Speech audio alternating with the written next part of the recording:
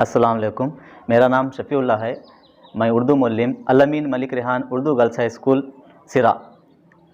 غلامی میں نہ کام آتی ہے نہ شمشیریں نہ تدبیریں، غلامی میں نہ کام آتی ہے نہ شمشیریں نہ تدبیریں، جو ہو ذوق زمیں پیدا جو کٹ جاتی ہیں زنجیریں۔ آج میں مولانا ابوالکلام آزاد کے بارے میں کچھ الفاظ کہنے جا رہا ہوں۔ مولانا ابوالکلام آزاد کے بارے میں اتنے کم وقفے میں ان کی پوری زندگی کے حالات بتانا ناممکن ہے، پھر بھی اتنے وقفے کے اندر مکمل بات بتا کر ان کی بات کو ختم کرنا چاہتا ہوں۔ بھارتی تاریخ میں ایک ایسا نام جس نے کم سنی عمر میں اپنی ذہانت و لطافت سے ملک و قوم کو حیران و تشتیر کر دیا۔ متضاد حیثیتوں پر مبنی زندگی کے ملک آزاد ایک زبردست صحافی، عالمی مرتبہ اور مجتہد، دانش نگار اور بلند پایہ مفکر اور فلسفی اور جنگ آزادی کے عظیم رہنما تھے۔ مولانا ابوالکلام آزاد کے 1888 میں مکہ معظمہ میں پیدا ہوئے۔ ان کا اصل نام محی الدین تھا، جو ہجری سن کے لحاظ سے ان کا نام فیروز بخت رکھا گیا۔ ان کی ماں عرب خاتون ہے۔ ان کے والد مولوی خیر الدین ان کو فیروز بخت کے نام سے رکھا گیا، اور ان بچپن ہی سے مولانا ابوالکلام آزاد تیز دماغ اور ذہین اور چست اور چالاک تھے۔ انہوں نے ابتدائی تعلیم گھر پر حاصل کی۔ آزاد نے عربی، فارسی، انگریزی، ہندی، بنگالی، جغرافیہ، الجبرا، یہاں تک کہ فلسفہ کی تعلیم حاصل کی۔ 9 سال کی عمر میں مولانا ابوالکلام آزاد نے لکھنا شروع کر دیا گیا، اور 11 سال کی عمر میں ایک رسالہ شائع کیا۔ نئے رنگ عالم نامی ایک رسالہ شائع کر کے اپنی قابلیت کا لوہا منوا لیا۔ آزاد بیک وقت میں ادیب، مجاہد اور صحافی تھے۔ ہندوستان کے ایسے سپوت اور مسیحا تھے جو ان تمام لوگوں کا، قوم کے لوگ ان کا کبھی قرض ادا نہیں کر سکتے ہیں۔ 1930 میں مولانا ابوالکلام آزاد نے کانگریس گورنمنٹ کے صدر منتخب کیا گیا، اور یہی سال 1930 میں کانگریس گورنمنٹ نے مکمل آزادی کا نعرہ اعلان کیا گیا۔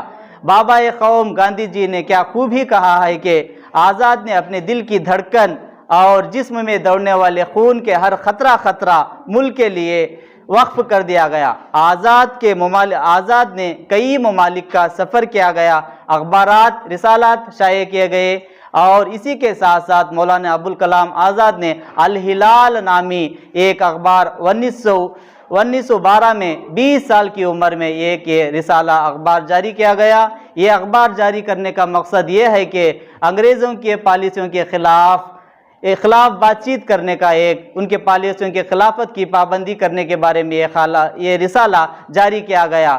اس میں ڈائریکٹ یہ بات کی جاتی تھی کہ انگریز اس طرح کی پالیسیوں کے بارے میں کہا جا رہا ہے، مگر یہ انگریزی حکومت نے اس الہلال نامی اخبار کو پابند لگا دیا گیا۔ مولانا ابوالکلام آزاد نے نہ صرف اسی اخبار کے لیے ختم کر دیا گیا، مگر انہوں کی انتھک کوششوں کی وجہ سے اور دوسرا ایک رسالہ جاری کیا، وہ رسالہ البلاغ نامی جاری کیا۔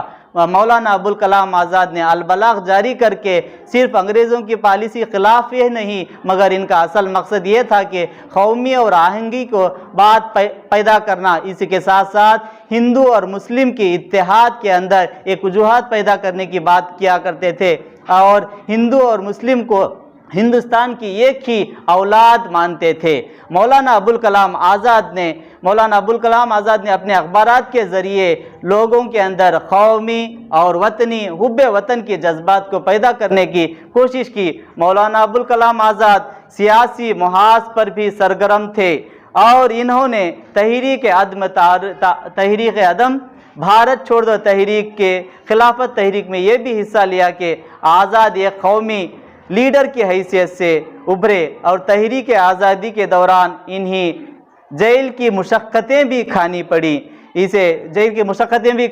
بھارت کی آزادی کے لیے بہت سے اہم کارنامے انجام دیے، جیسا کہ مولانا ابوالکلام آزاد نے وزیر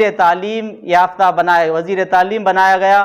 آزاد کے بعد آزادی کے بعد ان کو پہلی بار یہ بات بتائی جا رہی ہے کہ ہم کارنامے انجام تعلیم کے ذریعے سے انہوں نے بہت سارے کارنامے انجام دیے، یہاں تک کہ UGC یونیورسٹی گرانٹ کمیشن اور تحقیقی ٹیکنیکی اسے انہی کی دین ہے، مولانا ابوالکلام آزاد کی دین سے بچوں کے اندر جذبہ ولولہ یہ تمام پیدا کرنے کی بات مولانا ابوالکلام آزاد نے بتایا ہے کہ تاکہ تعلیم حاصل کرنا صرف اور صرف پڑھنا ہی نہیں، لکھنا ہے اور پڑھانا ہے۔ تعلیم حاصل کرنے کے لیے بہت سارے انتھک کوشش اور جدوجہد کی۔ مولانا ابوالکلام آزاد نہ صرف ایک سرگرم سیاست دان ہی نہیں بلکہ ایک صاحب طرز ادیب ہے، بہترین صحافی اور مفسر بھی ہیں۔ آزاد کے قومی و سماجی خدمات کا اعتراف کرتے ہوا حکومت ہند نے 1992 میں بعد از مرگ مولانا ابوالکلام آزاد کو بھارت رتن ایوارڈ سے نوازا گیا۔